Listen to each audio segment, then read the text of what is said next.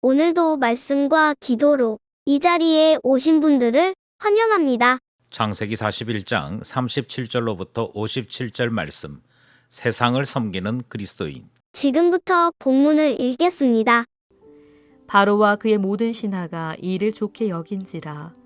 바로가 그의 신하들에게 이르되 이와 같이 하나님의 영에 감동된 사람을 우리가 어찌 찾을 수 있으리요 하고 요셉에게 이르되 하나님이 이 모든 것을 내게 보이셨으니 너와 같이 명철하고 지혜 있는 자가 없도다. 너는 내 집을 다스리라. 내 백성이 다 내 명령에 복종하리니 내가 너보다 높은 것은 내 왕좌뿐이니라. 바로가 또 요셉에게 이르되 내가 너를 애굽 온 땅의 총리가 되게 하노라 하고 자기의 인장 반지를 빼어 요셉의 손에 끼우고 그에게 세마포 옷을 입히고 금사슬을 목에 걸고 자기에게 있는 버금술에 그를 태우매 무리가 그의 앞에서 소리 지르기를 엎드리라 하더라. 바로가 그에게 애굽 전국을 총리로 다스리게 하였더라. 바로가 요셉에게 이르되 나는 바로라.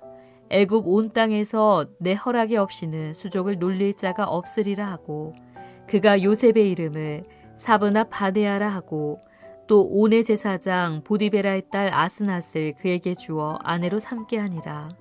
요셉이 나가 애굽 온 땅을 순찰하니라. 요셉이 애굽 왕 바로 앞에 설 때에 30세라. 그가 바로 앞을 떠나 애굽 온 땅을 순찰하니 7해 풍년에 토지 소출이 심히 많은지라. 요셉이 애굽 땅에 있는 그 7년 곡물을 거두어 각 성에 저장하되 각 성읍 주위의 밭의 곡물을 그 성읍 중에 쌓아두매 쌓아둔 곡식이 바다 모래같이 심이 많아 세기를 그쳤으니 그 수가 한이 없음이었더라.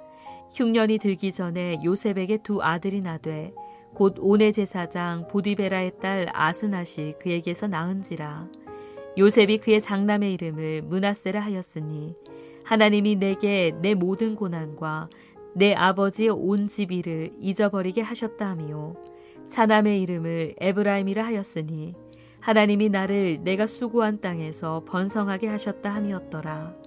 애굽 땅에 7해 풍년이 그치고 요셉의 말과 같이 7해 흉년이 들기 시작하매 각국에는 기근이 있으나 애굽 온 땅에는 먹을 것이 있더니 애굽 온 땅이 굶주림에 백성이 바로에게 부르짖어 양식을 구하는지라. 바로가 애굽 모든 백성에게 이르되 요셉에게 가서 그가 너희에게 이르는 대로 하라 하니라. 온 지면에 기근이 있음에 요셉이 모든 창고를 열고 애굽 백성에게 팔세. 애굽 땅에 기근이 심하며 각국 백성도 양식을 사려고 애굽으로 들어와 요셉에게 이르렀으니 기근이 온 세상에 심함이었더라. 본문 전체 이해와 본문 해석입니다. 요셉은 바로의 꿈에 대해 들었고 그리고 그 자리에서 바로의 꿈을 해석하지요. 이것은 하나님께서 해석하여 주신 것을 듣고 전달하는 일이었습니다. 그리고 그의 해석에 따르면 7년 동안은 풍년이 있고 그 뒤에 따라오는 7년 흉년이 있다. 그리고 그 7년 흉년이 앞에 있었던 7년 풍년을 다 삼킨다 하는 내용이었습니다. 이제 바로는 선택해야 될 일들이 남겨져 있습니다. 먼저 요셉의 말을 믿어야 할지 말아야 할지를 선택해야 될 것이고요. 믿는다면 그가 해석한 대로 풍년에는 어떻게 하고 흉년에는 또 무엇을 해야 되는지 여러 선택들이 남겨져 있는 것이지요. 오늘 본문은 바로 바로의 결정이 무엇이었는지 그리고 그 이후에 어떤 일들이 일어났는지를 소개하는 말씀입니다. 본문 안으로 들어가 보겠습니다.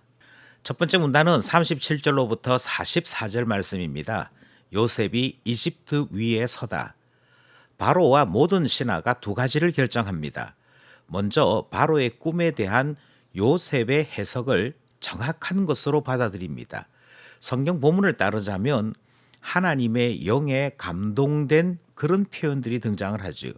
그러니까 불신자였던 바로에게조차도 요셉의 말하는 것이 위엄이 있고 또 신뢰할 만하고 이것이 하나님께로부터 전달되어 임하였던 해석인 것을 확신하게 되는 놀라운 일이 나타났던 것입니다. 그리고 이와 같이 해석을 했던 요셉에게 이 일에 대한 모든 대비할 수 있는 권한, 우리의 본문에서 한 표현은 총리라고 되어 있지만 사실 총리라는 표현은 없습니다.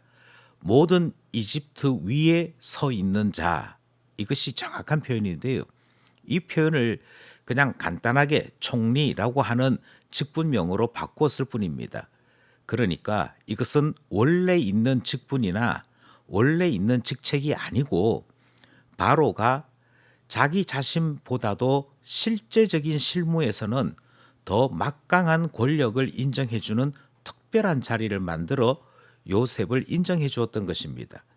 이와 같은 특별한 인정들이 요셉의 이야기를 듣고 그에 따라서 일어난 일인 것을 우리는 첫 번째 문단에서 확인할 수 있고요.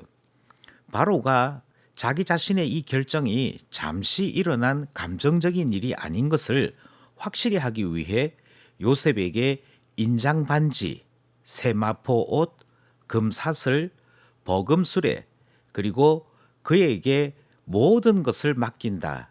성경 표현대로 하자면 손가락 하나 움직이는 것, 발 하나 움직이는 것조차도 요셉이 결정한다라고 하는 막강한 존엄자의 선포를 바로가 직접 하는 것이 본문에 기록되어 있습니다.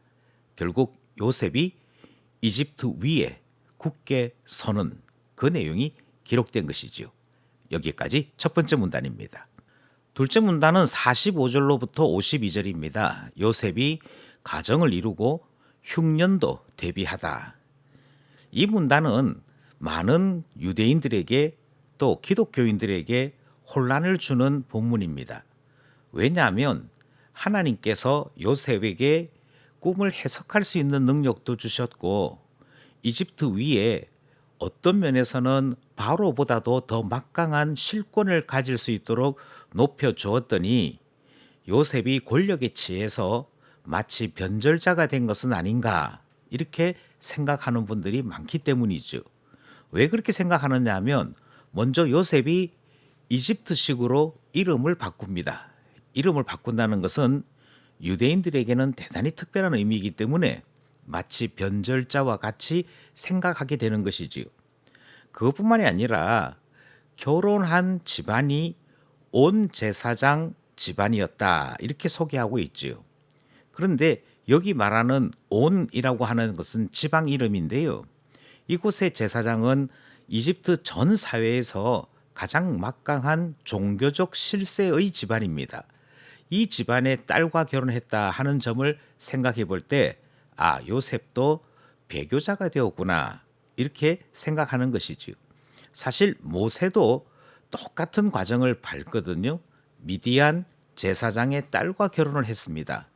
그렇게 보자면 모세도 배교자가 되어야 되고 요셉도 배교자가 되어야 되는 것인데 사실 그런 의미가 아닌 것이지요.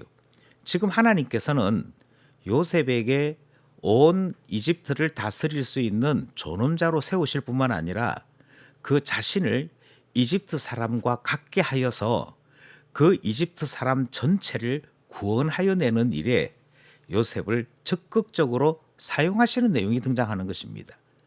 그래서 요셉이 해석한 그대로 7년 동안에는 곡식을 거두는데 셀 수 없을 만큼 많은 양의 곡식을 거두게 하시고 보관케 하시는 내용이 같은 이 문단 안에 기록되고 있는 것이지요. 하나님께서 요셉의 이와 같은 모든 행동들을 귀하게 보셨다. 변절자나 배교자로 보지 아니하시고 합당한 것으로 보셨다라고 하는 것은 요셉에게 2명의 자녀가 태어나는 것과 그들의 이름에서 나타나고 있습니다. 하나의 이름은 므낫세지요. 또 하나의 이름은 에브라임입니다. 그리고 요셉은 이 2아이를 출산하고 난 다음에 내가 수고한 것에서 하나님께서 그 수고를 잊게 하시는 은혜를 베풀어 주셨다 이렇게 얘기하죠. 여기에 등장하는 수고라는 말은 너무 좋게 번역했습니다. 이집트 땅에서 이스라엘 사람들이 노예로 고생하다가 하나님 앞에 기도했다 할 때 그들의 그 고생, 그 탄식, 눈물 그때 사용된 단어와 여기에 하나님께서 나의 수고를 잊게 하셨다 하는 단어는 같은 단어입니다. 그리고 이집트는 수고의 땅, 눈물 흘린 땅이라고 하는 이 개념도 여기에서 동일하게 가지도록 만드신 것을 보게 되는 것이지요. 애굽에서 요셉이 수많은 고생을 했지만 므낫세와 에브라임이 출생할 그때쯤 하나님께서 왜 나를 이곳에 보내셨는지 깨닫게 되므로 번성과 감사를 드리게 되었다는 둘째 문단 말씀을 함께 살펴보았습니다. 셋째 문단은 53절로부터 57절입니다. 꿈 해석과 같이 온 세상에 흉년들다. 시간이 흘러 풍년의 때가 그쳤습니다. 그리고 7 흉년이 시작되는데요. 처음에는 애굽 온 땅이 주렸다라는 표현으로 시작합니다. 그런데 그 다음에 보시면 지면 온 땅이 기근에 닥쳤다 이렇게 표현하지요. 그러니까 애굽에서부터 점점 확대되어 온 세상 전체에까지 기근이 확대되었다 하는 사실을 우리에게 알려주고 있는 것입니다. 그런데 곡식을 비축한 애굽 정부는 오히려 이 기근의 때가 그들이 크게 성장하는 때가 되었음을 본문이 함께 소개하고 있습니다. 왜냐하면 양식을 구할 수 있는 곳이 바로 이집트뿐이었고 요셉이 관장하고 있는 애굽 정부만이 곡식을 가지고 있었기에 모든 애굽 사람들이 먼저 몰려오게 된 것이고요. 그들은 자신들의 땅을 내어놓거나 자신의 재산을 대신해서 양식을 가지고 가는 일을 했던 것입니다. 결국 양식을 비축하여서 그 양식으로 사람 살리는 일이 일어나게 된 것이고요. 이 일은 애굽뿐만 아니라 결국 확대되고 확대되어서 지면 온 땅에 있는 사람들이 이곳에서 양식을 얻고 생명을 얻는 일을 하게 되는 것이지요. 온 세상을 구원하는 그 일, 그리고 그 일을 통해서 하나님께서는 세상 모든 사람들의 생명을 보존하실 뿐 아니라 바로의 집도 튼튼하게 하시는 일, 그래서 요셉을 통해 모든 열국 열방 사람들이 하나님의 구원을 맛보게 하시는 일이 이제 시작되고 있는 것 확인하게 되는 것입니다. 꿈 해석과 같이 온 세상이 흉년 들었더라. 그 말씀이 있는 마지막 문단 살펴보았습니다. 말씀을 따라 기도하며 결단해 봅시다.